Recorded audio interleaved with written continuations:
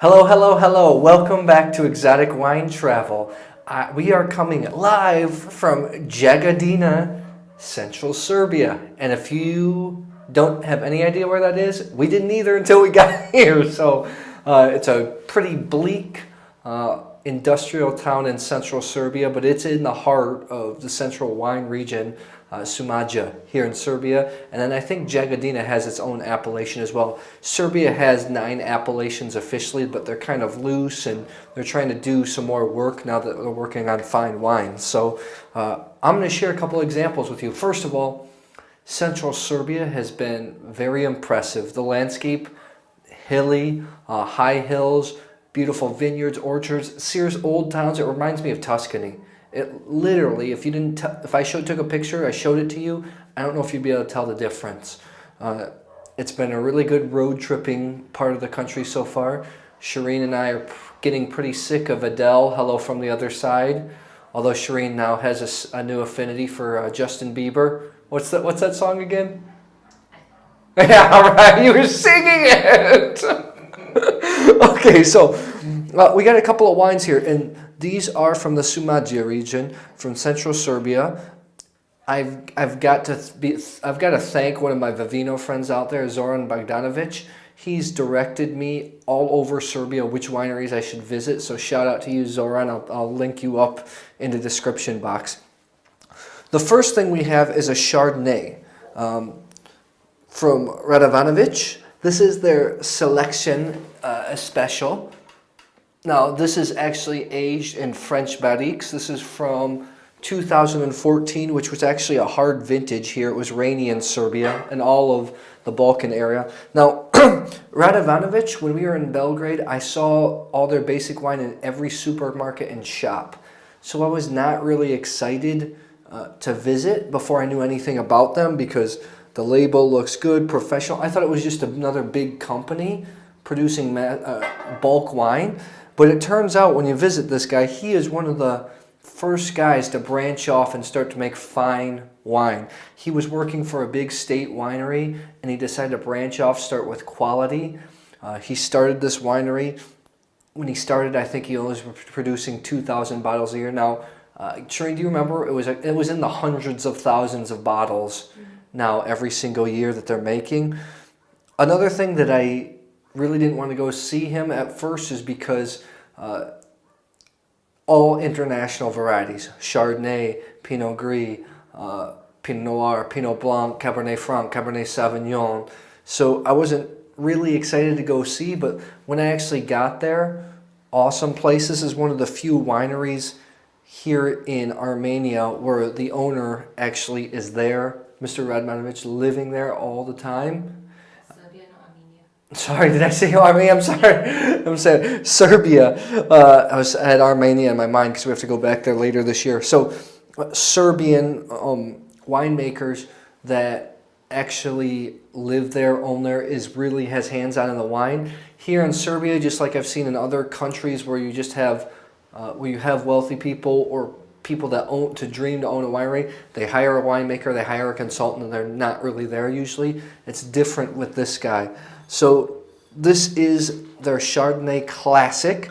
We did try this in the cellar. We got treated really nice. So I decided to buy a bottle of this and their 25-year anniversary Cabernet Sauvignon, which is the most expensive wine in Serbia. Not expensive by world standards, but in Serbia, yes.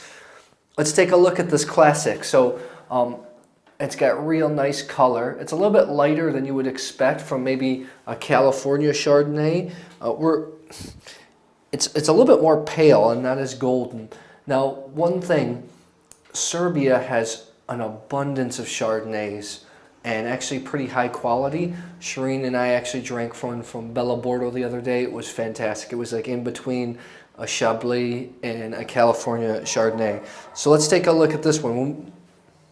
This is aged in French oak. Beautiful, beautiful vanilla, melon, peach, citrus. But the vanilla and the oak really comes out, but not in a bad way. It's integrated really nice. It's not in your face. Let's give this a taste.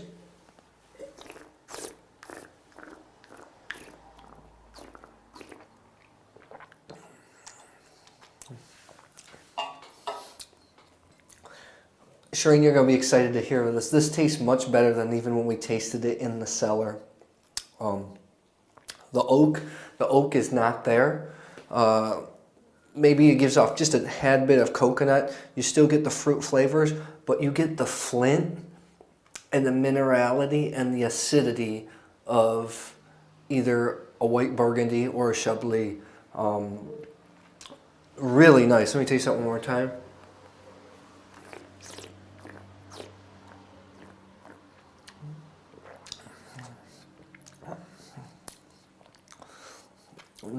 And then the end palate just finishes off beautifully, pear, stone. The nice thing about the Serbian Chardonnays is they are screaming values. I mean, we've got, granted we were getting them in the cellar in Serbia. I think this one was less than 10 US dollars. The one we really liked from Bella Bordo was, I think, 6 or 7 US dollars. Fantastic. If I had to score this bad boy, I'm going to score it higher than I did in the cellar. I'm going to give this one 91 points. Pretty darn good wine. I'm going to rinse before we move on to the red.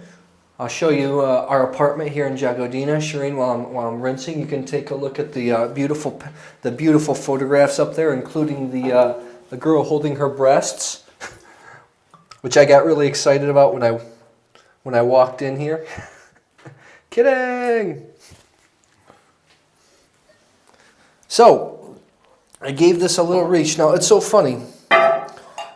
The show is about Central Serbian fine wine, so this is like the old guard. This is one of the first guys in Central Serbia that was doing things traditionally. His first wine came out in 1990, I believe. This is the new boy on the block, Virtus. Their first wine didn't come out till 2012, was that right, Shireen, or 11? Somewhere in that region. This is their top wine. We tasted all 8 of their wines. This one is the one that really impressed me the most. This is the Virtus Credo from 2013. Now listen to this breakdown. 30% Prokupać, the native red grape here. It's an elegant grape, kind of like a Pinot Noir.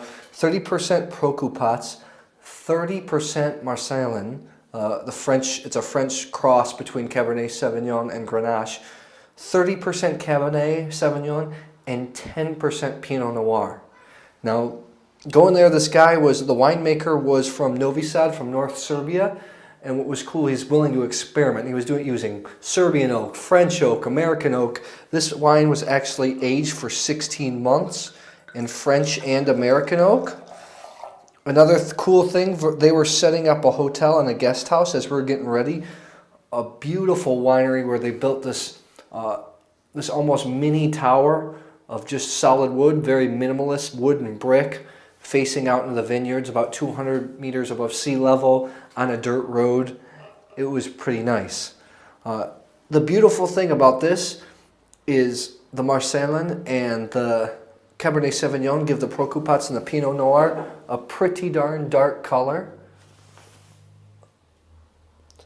It's not super dark and inky like you would get out of maybe some Duro reds, but it does have some color, nice color to it.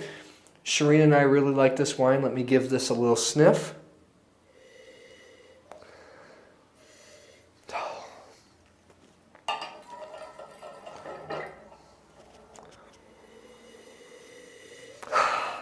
What I loved about this wine, attracted to me when we tasted it there in the cellar, is the rubberness.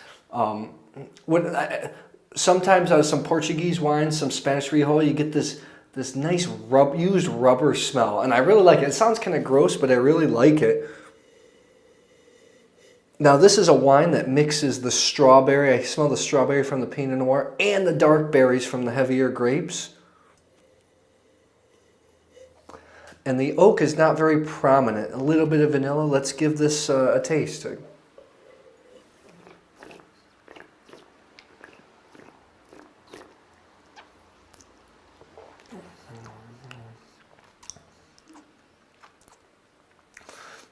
Again, I want to get super technical, but this is a well-made wine. The fruit flavors, the touch of vanilla, just a slight touch of cinnamon, the dark berries, and the way that transitions from your mid to end palate. There's a nice long finish. The acidity is nice. It's not too high.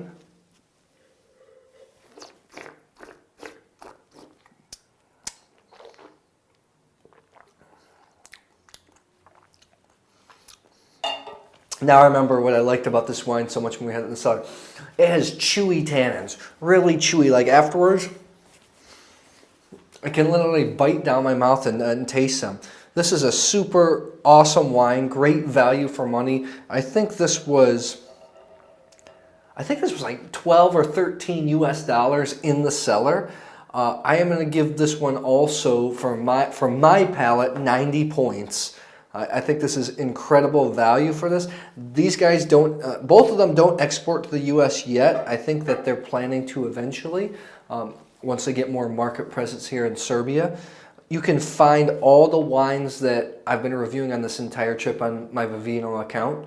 So check it out in the description box below. I think we've already tasted over 50 or 60 wines. We have a few more days in Central Serbia and we'll be shooting some more videos. If you like this video, please share with your friends, subscribe to our YouTube channel, Exotic Wine Travel, and I'll see you at the next episode.